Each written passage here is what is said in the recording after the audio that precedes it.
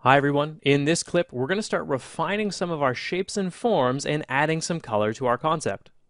So what we've got here is, again, we've just got our basic setup of the layer itself, basically all these different pieces set up so that we've got the kind of values that we want, but we need to start adding some color to this. So how we can do that in one of the most simple and fundamental ways that I enjoy working with is just using a basic layer on top of everything else. So because we've got the shiny metal all blocked in, I can make a new layer and I could fill this in with anything that I want. For example, let's do kind of a gold color because I think that'll work well with our original dwarf concept. So I'm going to fill in this whole layer with this. Now, this doesn't look that great on its own. Let's use a different blend mode. Hard light is one of my favorites when trying to add color to a concept. In this case, it's going to start adding real strong values to my darker values and to my lighter ones, so I'm getting some real saturated colors in here. I could use something like overlay, but then it's going to start blowing out on the whites, so I'll start actually losing transparency there. On top of that, if I use color, then again, the same kind of thing happens at these really bright values, and my dark values are a lot more desaturated than I'd like. So I find hard light, especially for metals, keeps this richness of color that I really like to have in this situation. So in here, I just want to connect that with Alt into my shiny metal. That means if I wanted to make anything else a shiny metal, all I need to do is start to paint that back in with my white values on my mask. Now, this part will look like this bright, shiny metal. If I wanted to adjust the value structure here as well, I could change my adjustment layer, maybe make that a little bit brighter, maybe make those darker values a little bit less intense, but I can kind of go in any direction, and hard light holds up to any of those values, which works really, really nicely. If I wanted a dark metal or light metal, all of that works really well in this case. So I'm just going to close up my properties here. So now we've got this basic setup here for our shiny metal. So that's pretty convincing. I think I want to go a little bit darker with my regular metal now, because I've got access to that. I'm going to just darken this out so that I've got this kind of darker, meatier kind of metal. I think that'll look quite nice. Still keep it kind of shiny, but bring those mid-tone values down. So that looks real nice. So now, let's just scroll on down here to hue and saturation. Don't really need to add any color to this. I could certainly add it in another layer in this same manner.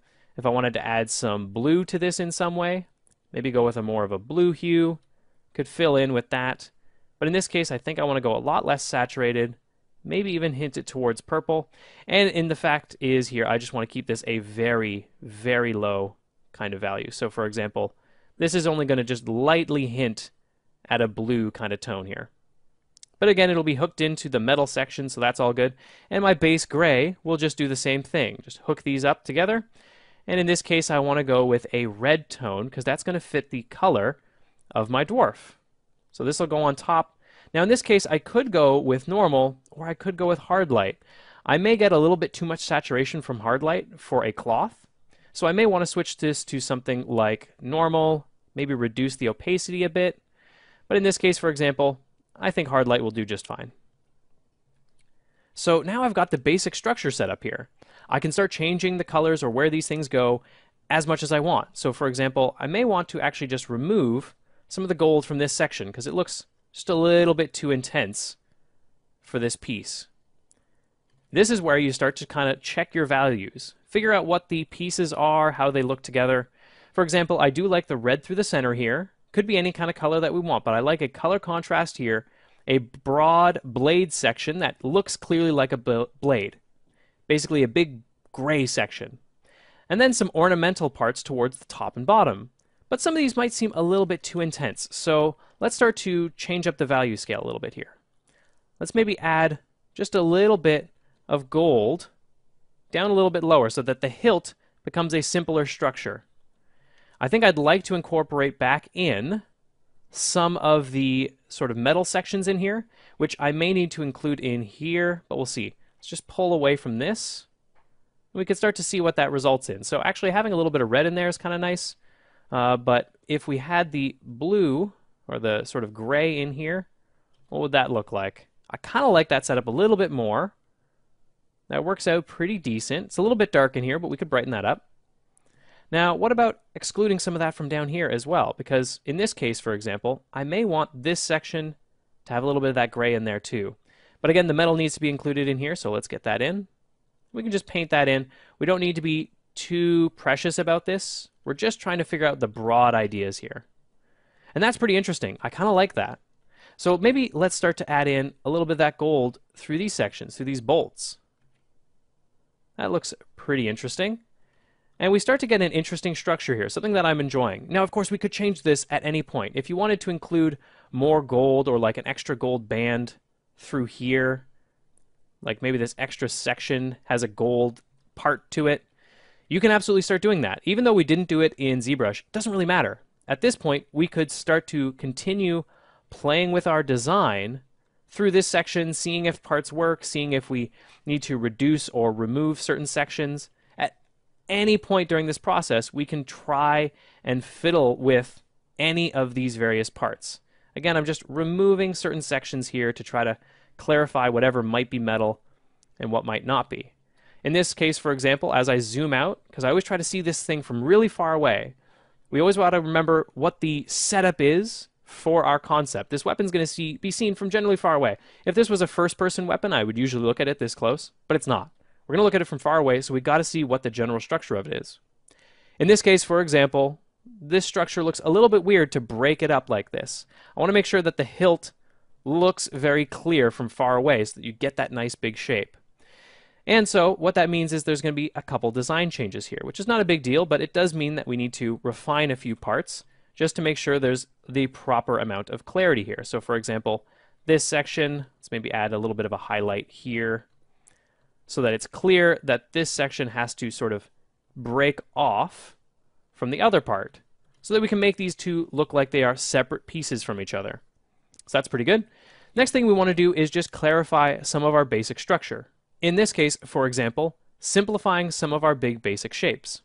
Now, I'm going to do that at the top of all of these layers because then I want to make sure that I'm painting the lighting in back myself. So I'm going to use a simple brush here, and these sections through here are getting a little bit wobbly. Now that just comes from brushing inside of ZBrush. We didn't necessarily get it really, really clean, and that's fine. It doesn't need to be. So in here, I'm just going to start refining some of that, just cleaning it up a little bit so that these lines stay nice and clean inside of Photoshop so that my design doesn't lose any of the believability just because I was, being a little bit loose inside of ZBrush. And you don't want to have that kind of situation where you're worried too much about the work that you're doing in ZBrush because it's not always super important depending on what you want to fix inside of Photoshop. The more comfortable you are in Photoshop, the more you can just kind of fix things here. The more comfortable you are inside of ZBrush, the more you can fix things there. It totally depends on what your preference is for process.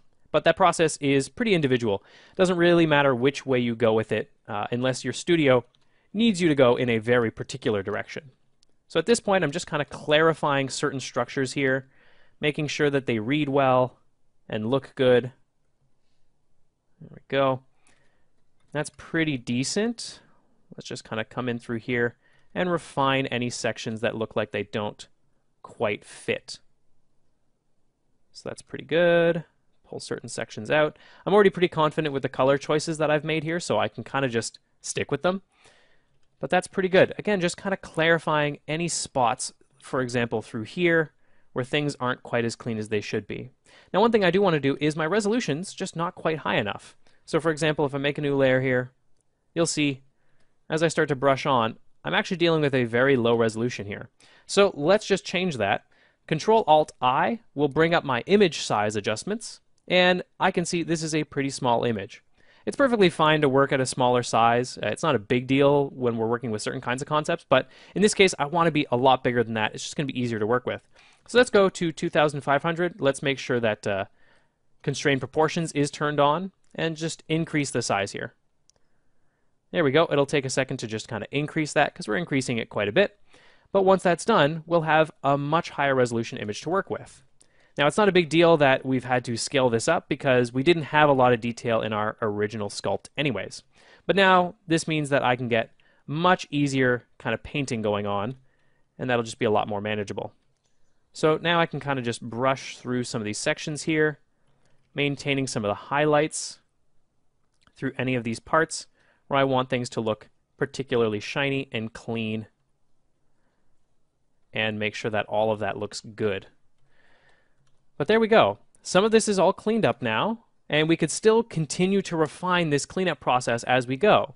For our next clip, we're going to start refining in some small details, seeing how we can continue to adjust our design now that it's in Photoshop.